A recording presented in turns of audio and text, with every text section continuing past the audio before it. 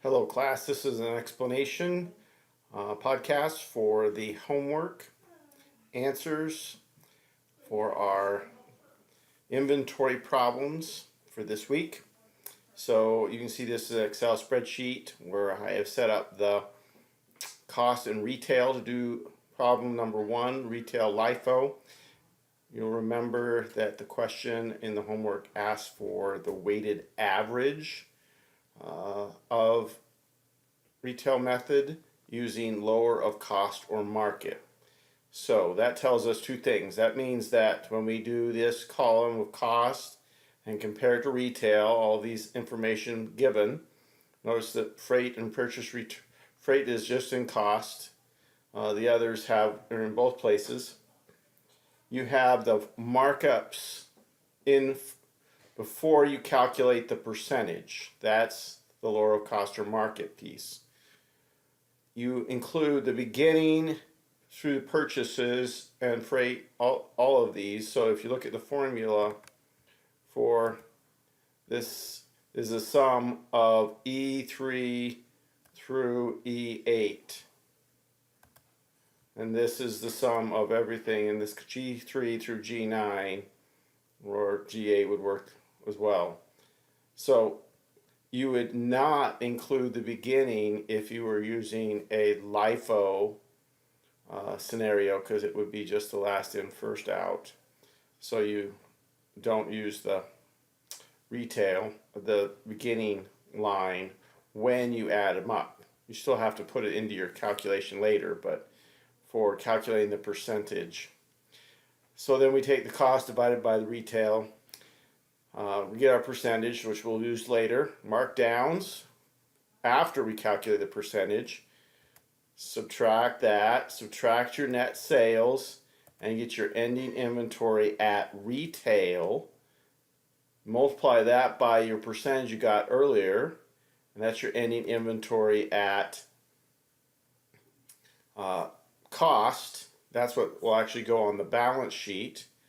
Cost of goods sold is the beginning cost plus the purchases plus the freight minus the returns, or plus the negative, however you want to think about it, minus your ending inventory to get your cost of goods sold. Sales was given, so we're given right here.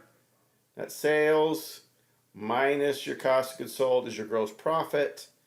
And then you take your gross profit divided by your sales to get your gross margin ratio. That's all of the answers for problem number 1. Moving to problem number 2, we have a dollar value LIFO problem. Okay, we can start with $1,040,500. At the end of year 1, you count up your inventory, it's $1,085,000. That was given. The amount of inflation is 3%, so we divide by 1.03 in order to take out inflation, if you will, and get to the amount of inventory at the beginning of year prices. Then we look to see if there's a new layer. We compare after we divide with the inventory from the year before. You can see that it went up, and so the difference is the new layer. That new layer alone, that $12,898, is multiplied by that same percentage we used up here to divide to get $13,285. Your ending inventory for 2015 is the original plus the $13,285. And that gives us our $1,053,785 at the end of 2015. 2016, we take 1091, that was given. Our inflation over the 2 years is 5%. So we're comparing back to year 2014, and we're looking at the rate of increase. In this case, it's 5%. So we divide by 1.05. That gets us to 1039048 at the end of 2016. Now, the thing about this is we compare it to last year's to see at cost, or in the beginning of year prices, and we see that it's below that. So there was no new layer, no increase in inventory. And in fact, if we go all the way to the beginning number, it's actually lower than that. So if we have had a LIFO liquidation situation here where our amount of inventory is actually lower than it was at the beginning of the our reference period for LIFO, that means we're basically done. That's our inventory. We divided, we don't need to multiply or anything because there's no new layers. In fact, there is no layer at all. There's just this one big layer of inventory that happens in going forward. So with that information, we can calculate cost of goods sold, which of course is beginning inventory plus purchases minus ending inventory gives us the cost of goods sold. Gross profit is the sales minus the cost of goods sold, and that gross profit divided by sales is our gross margin, just like it was on the other problem. So looking into the next year, we see that inventory just at retail prices or regular prices is $1,398,000, pretty significant increase. We divide by the 1 plus the inflation measure between 2014 and the year that we're looking at. That is 10% in this case, so it's 1.1. We had a amount of $1,270,909.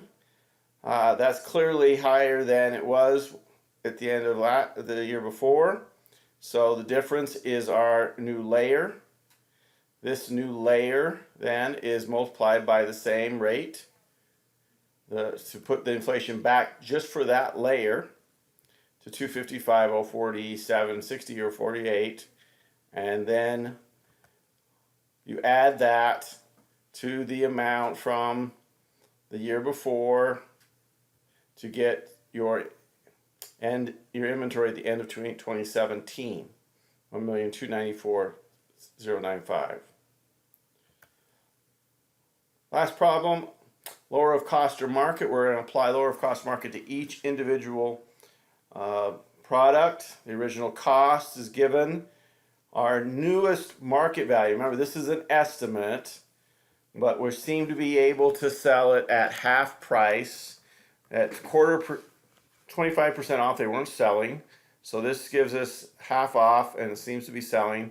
So if we compare the actual market value or estimate of the market value, which is referred to as net realizable value, is less than cost, then we have a loss. And we would apply this one item at a time because we're doing it by item. And in each case, there is a loss. Now, if one of these had not been a loss, then we would just ignore that one, okay? But since they're all a loss, we take the amount of the loss times the number of units on hand, add it up, and get to 308. If there had been one that is not, we would just have multiplied the two that were and add those two up, not the third one. So if there's not a loss, you stop. You do not go forward and multiply out. So our loss is 308. Typical journal entry is a debit to cost of goods sold and credit inventory. That means our inventory now of these items that we're considering here is 1126. So what we need to have happen is when we sell it, we're going to credit inventory and debit cost of goods sold and debit cash and credit sales.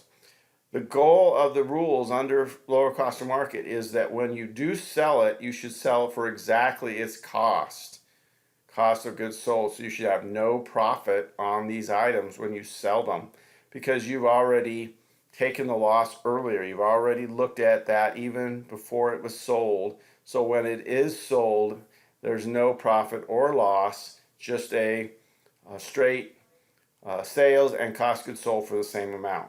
That's the goal of the rules.